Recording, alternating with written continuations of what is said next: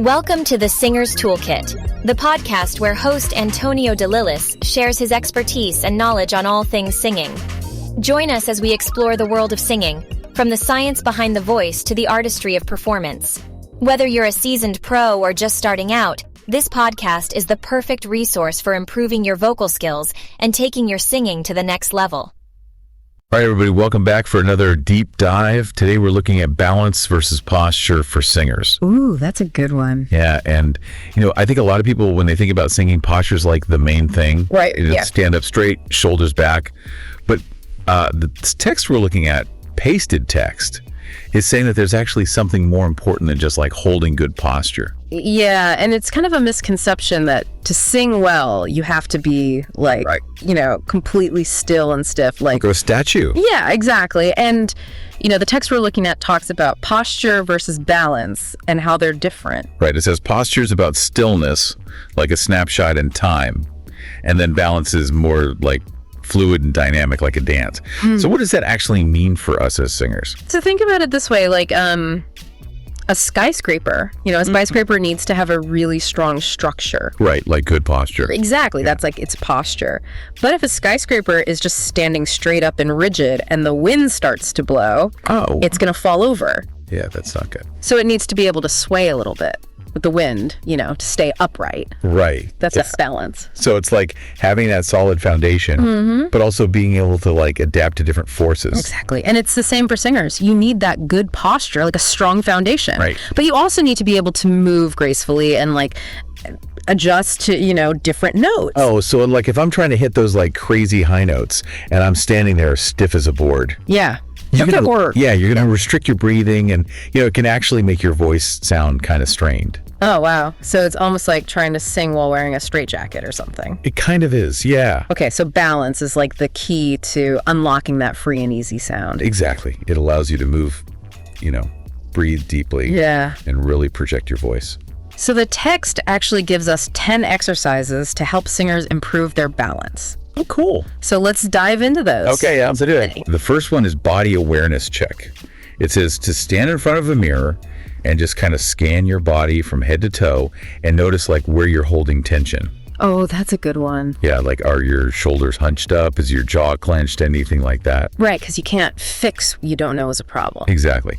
So becoming aware of those little habits is like the first step. Okay, so the next one is dynamic spine stretching. And this one involves like gently rolling down through your spine and then back up. Like a wave almost. Yeah. Yeah. But it emphasizes doing it gently, so no like jerky movements, right? Exactly. You don't want to hurt yourself. Just nice and smooth and fluid. Okay. The next one is called breath and balance coordination. Interesting. So this one's all about how your breath control and your core strength work together to help you stay balanced while you're singing.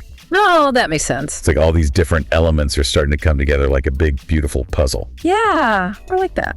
All right, so get ready for this next one. Okay. One leg balance. Yeah, you heard that right. Standing on one leg. How does that help with singing? I know, right? It seems kind of strange. But apparently it helps you engage your core muscles and improve your balance. Huh, who knew? I know. It's like secret training for singers. All right, next up we have Alexander technique. Arm circles.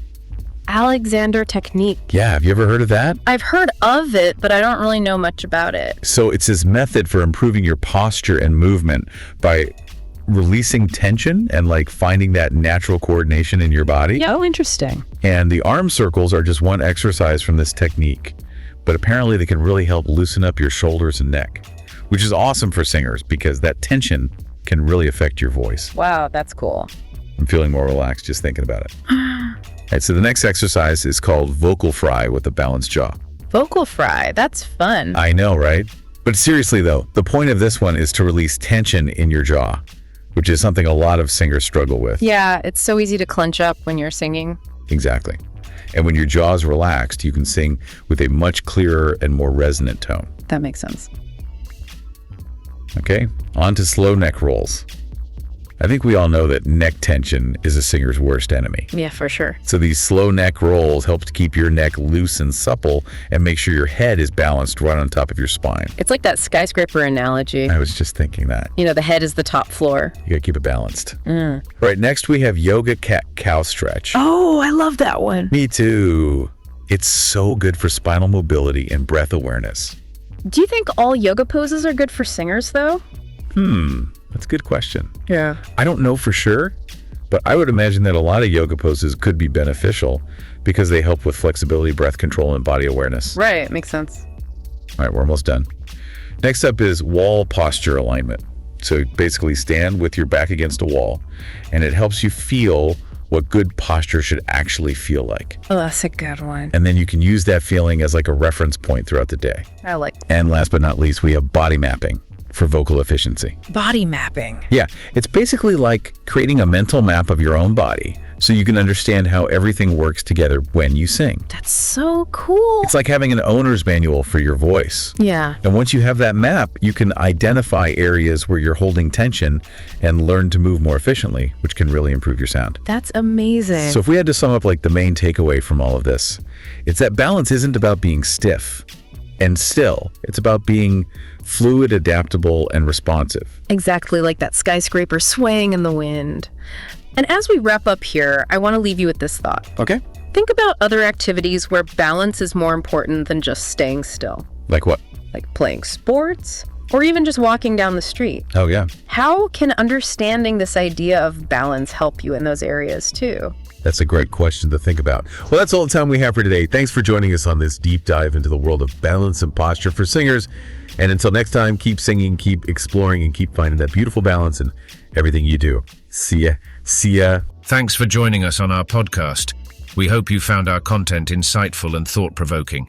Before we go, we'd like to thank all our listeners for their invaluable support. If you enjoyed our podcast and want to contribute to its growth, please consider making a donation via PayPal to delilisantonio@gmail.com. That's D for Delta, E for Echo, L for Lima, I for India, L for Lima, L for Lima, I for India, S for Sierra, A for Alpha, N for November, T for Tango, O for Oscar, N for November, I for India, O for Oscar @gmail.com. Thank you so much for listening.